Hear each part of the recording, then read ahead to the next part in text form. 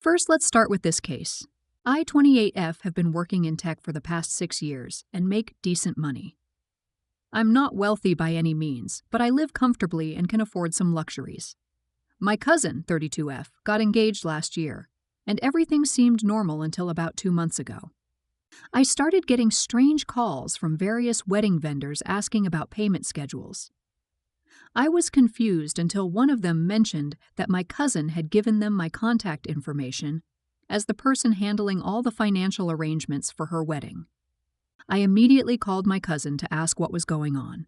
Why are wedding vendors calling me about payments? Oh, I gave them your info since you're paying for the wedding. What? I never agreed to pay for your wedding, but you're the only one in the family who can afford it. I've already booked everything.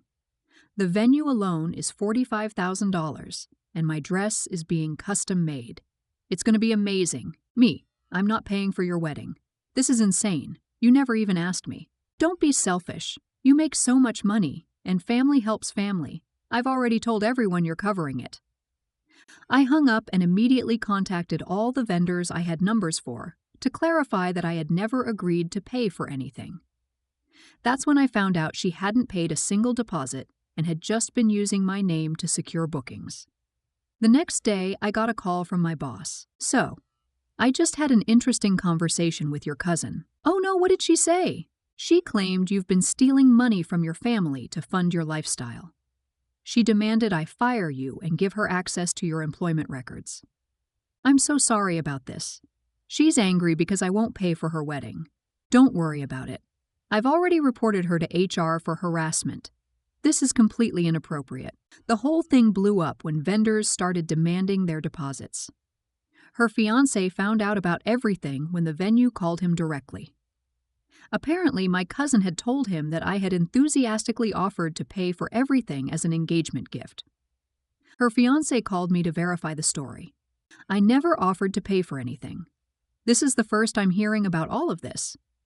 She told me you insisted on paying, that you wanted to do this for her. That's completely false. She never even asked me. The fiancé ended their engagement the next day. Now my cousin is facing massive cancellation fees and has no wedding to show for it. She's been calling me constantly, crying about how I ruined her life and her one chance at happiness.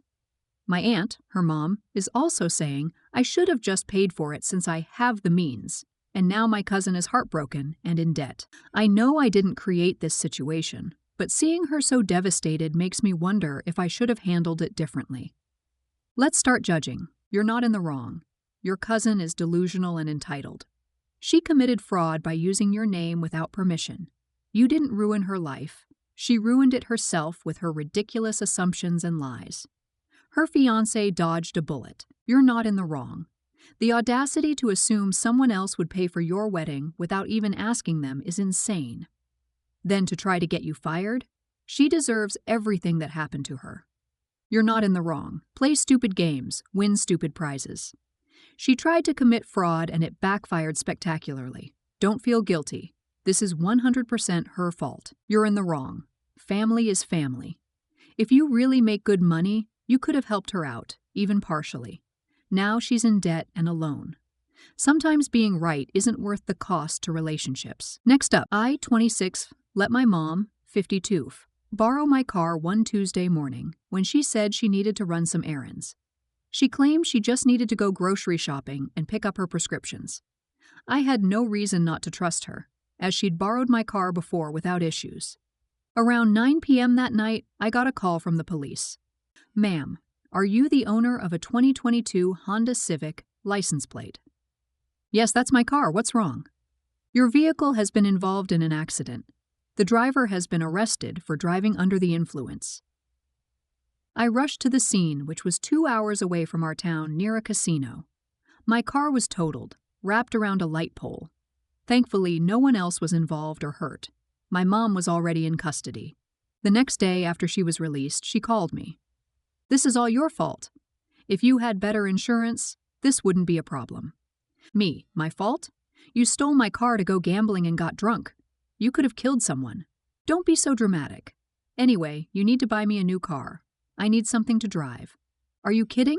You destroyed my car. You need to pay for the damages. I'm your mother. You can't expect me to pay for anything. Plus, just file an insurance claim. Tell them you were driving. That's insurance fraud. I'm not doing that. Fine, then I'll do it myself. She actually tried to impersonate me on a call with my insurance company. Fortunately, they caught on quickly because they couldn't verify her identity. When that failed, she sent me a text. Mom, if you don't buy me a new car by the end of the week, I'm suing you for emotional distress. This whole situation has given me anxiety, and it's your fault for not having proper insurance.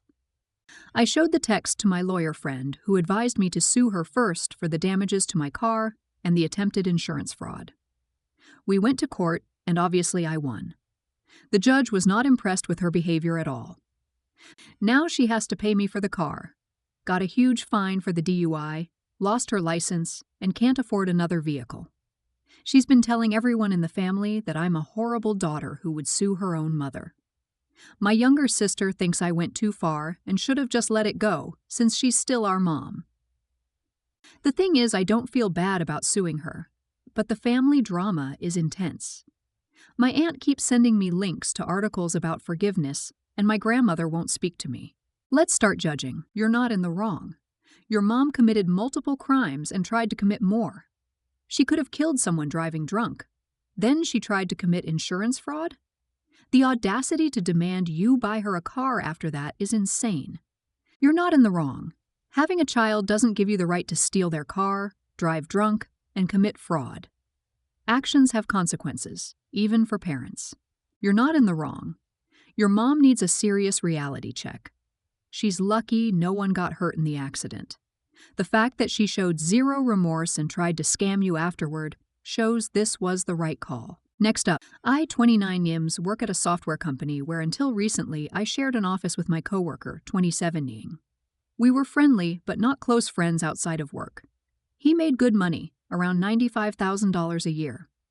One day, he came in and announced he was quitting to become a full-time Instagram influencer. When we asked about his following, he proudly said he had 600 followers. Not 600K, just 600. Are you sure about this? That's not really enough followers to make money. You just don't understand the creator economy. I'm going to be huge. Have fun being corporate slaves while I'm living my best life. On his last day, he made a huge scene. He sent an office-wide email calling everyone mindless drones and posted Instagram stories mocking our 9-to-5 prison. He even told our boss to enjoy leading his flock of sheep. 2 months later, I got a text from him. Hey man, I need a favor. Can you loan me $5,000? What happened to the influencer career? It's going great. I just need some cash for better equipment.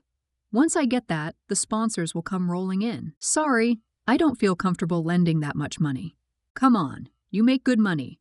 I'll pay you back once I blow up on Instagram. No, maybe consider getting a job again. I'm not going back to being a wage slave. You're just jealous of my freedom.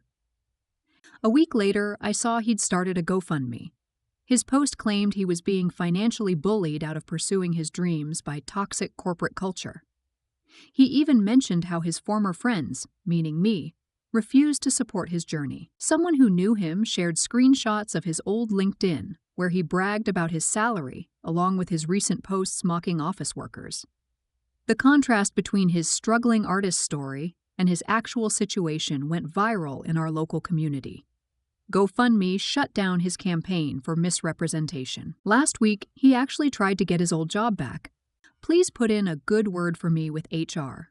After that email you sent and the social media posts, no way. I was just joking. Everyone takes things so seriously these days. HR already had him blacklisted for his unprofessional departure. Now he's telling mutual friends that I sabotaged his influencer career by not helping him financially, and that I turned HR against him out of spite. Let's start judging. You're not in the wrong. The audacity of this man is astronomical. Quits a good job, insults everyone, then expects handouts? The delusion is real. You're not in the wrong. He burned his bridges while dancing on them. Actions have consequences, and his complete lack of planning or professionalism is not your problem. You're not in the wrong. 600 followers? 600? And he quit a $95K job? This is the funniest thing I've read all day. Everyone sucks. While he was definitely delusional, you could have been more supportive, or at least tried to give him career advice instead of letting him crash and burn. Next up, I, 31F, own a modest 3-bedroom house that I bought after years of saving. My younger brother, 26Mem, called me one night, sounding desperate. "What's wrong?" "Sis, I really need your help. I lost my job and can't make rent. Can I crash at your place for a few weeks until I get back on my feet?" "Just you?" "Yeah, just me. I promise I'll be out of your hair as soon as I find something new." I agreed because, well, he's my brother. I cleared out my home office so he could use it as a bedroom. The first couple of days were fine. He was quiet and seemed to be job hunting online. Then I came home from work one day to find a strange woman in my kitchen, eating my food, with 3 large dogs running around my living room. "Who are you, and whose dogs are these?" "Oh, hi, I'm Sarah, your brother's girlfriend. He said it was cool if we stayed here." The dogs had already torn up my couch cushions and there were muddy paw prints all over my new carpet. I immediately called my brother. "Me, why are there 3 dogs in my house? And why didn't you tell me your girlfriend was moving in?" "Come on, it's not a big deal. Sarah got evicted and needed a place to stay. The dogs are her babies. We couldn't leave them behind." "You can't just move people into my house without asking.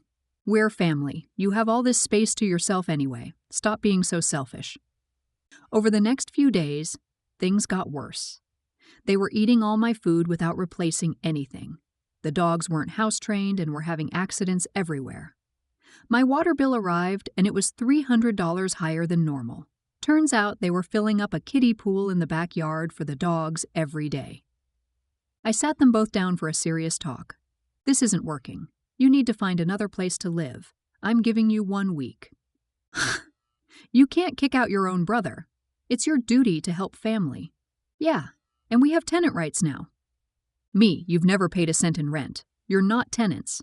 They completely ignored my deadline. Every time I brought it up, they'd either laugh it off or guilt-trip me about family obligations. After 10 days of this, I changed the Wi-Fi password and had the utilities temporarily suspended. "What the hell? Turn everything back on." "No, you need to leave. This is illegal.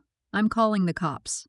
The police actually did come, but after I explained the situation and showed them texts proving they never had permission to move in or paid any rent, they told my brother he had no legal standing. "You can't do this to us.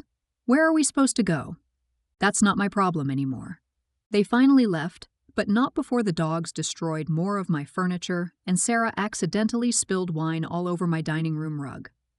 I documented everything and sent my brother an itemized invoice for $3,800 in damages.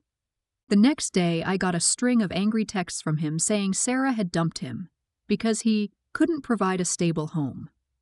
Now he's sleeping on our parents' couch, telling everyone I'm a heartless sister who made him homeless. Our parents are divided. Dad says I did the right thing, but Mom keeps saying I should have been more understanding because he's going through a hard time. Extended family members are flooding my social media with comments about how family should always come first.